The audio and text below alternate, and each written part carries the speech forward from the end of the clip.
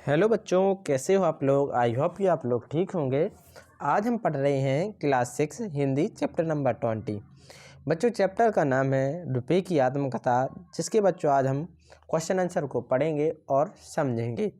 तो बच्चों, पहला क्वेश्चन है कि वैदिक युग में रुपये का नाम था। तो ऑप्शन इसमें है रुपया, रूपी, रुस्कम या रुपाई।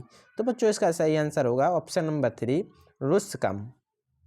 दूसरा है बच्चों विकल्प कि सन 1957 के पूर्व रुपये में होते थे 1000 पैसे, 64 पैसे, 50 पैसे या 25 पैसे। तो बच्चों, इसका सही आंसर होगा ऑप्शन नंबर बी, 64 पैसे।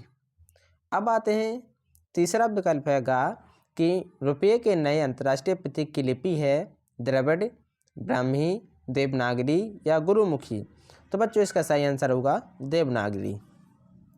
अब आते हैं क्वेश्चन नंबर 2, रिक्त स्थानों की पूर्ति कीजिए। तो बच्चों, पहला खालिस्तान है कि रुपया शब्द का सर्वप्रथम प्रयोग खालिस्तान ने किया था। तो बच्चों, इसे शेरशाह सूरी ने किया था। दूसरा है कि रुपये का दशमलवीकरण सन खालिस्तान में किया गया। तो बच्चों, 1957 से दशमलवीकरण किया गया। अब आते हैं क्वेश्चन पर।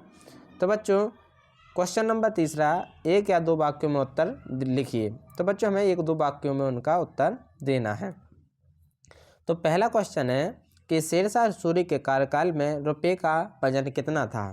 तो बच्चों, शेरशाह सूरी के कार्यकाल में रुपया चांदी के सिक्के के रूप में था, जिसका वजन 178 ग्राम था, जो लगभग 11.5 ग्राम के बराबर था। दूसरा है बच्चों क्वेश्चन कि रुपये को कागज के एक और किस बैंक ने मुद्रित किया था। तो बच्चों, रुपये को कागज के एक और बैंक ऑफ बंगाल ने मुद्रित किया था। अब आते हैं क्वेश्चन नंबर का है कि प्राचीन समय में सोने और तांबे के सिक्के किस नाम से जाने जाते थे। तो बच्चों, प्राचीन समय में सोने और तांबे के सिक्कों को भी रुपयकम के नाम से जाना जाता था। अब आते हैं ग क्वेश्चन। इसमें बच्चों रुपये के नए अंतर्राष्ट्रीय स्वरूप की डिज़ाइन किसने की। तो बच्चों, रुपये के नए अंतर्राष्ट्रीय स्वरूप की डिज़ाइन भारतीय प्रौद्योगिकी संस्थान के प्राध्यापक श्री उदय कुमार ने की। अब है क्वेश्चन नंबर 4 कि 3 से 5 वाक्यों में उत्तर दीजिए। तो बच्चों, पहला क्वेश्चन है कि हिंदी के अतिरिक्त अन्य भारतीय भाषाओं में रुपये को किस नाम से जाना जाता है।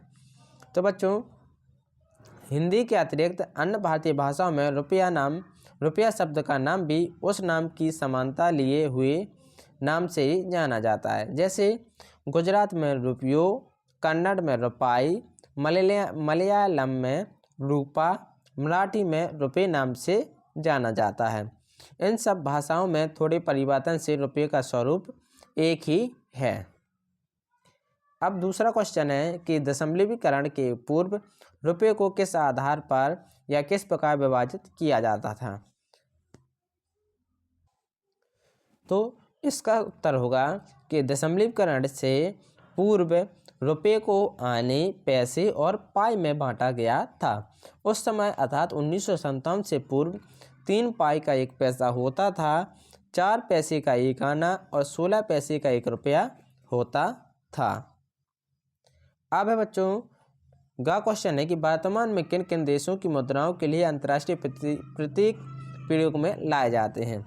तो बच्चों, अन्य देशों की मुद्राओं के अंतर्राष्ट्रीय प्रतीक चिन्ह निम्न प्रकार से प्रयोग में लाए जाते हैं: अमेरिकी डॉलर, ब्रिटेन का पाउंड, यूरोपीय संघ का यूरो, जापानी येन और भारतीय रुपया। ये इनके बच्चों प्रतीक चिन्ह हमारे सामने दिए गए हैं। अब है क्वेश्चन नंबर 5 है कि सोचिए बताइए। तो पहला क्वेश्चन है कि जब रुपया प्रचलन में नहीं था तब बाजार में लेन देन कैसे होता होगा।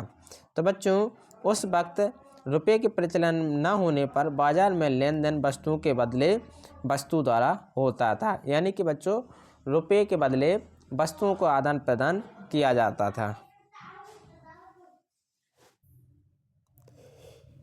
का क्वेश्चन है बच्चों अब कि रुपये को कागज पर मुद्रित करने के क्या लाभ हैं। तो बच्चों, मुद्रा का भार नहीं होता है, अतः लाने और ले जाने में आसानी और सरलता होती है। चोरी और लूट का अंदेशा कम हो गया है। मुद्रा के नष्ट होने पर शीघ्र छपाई होकर उसकी भरपाई की जा सकती है। अगला क्वेश्चन है कि यदि आप विदेश जाते हैं तो क्या भारतीय रुपया वहाँ चलेगा? तो बच्चों, विदेश जाने पर अब भारतीय रुपया वहाँ चल सकेगा, क्योंकि अब रुपये ने अपना अंतर्राष्ट्रीय स्वरूप प्राप्त करने में सफलता प्राप्त कर ली है।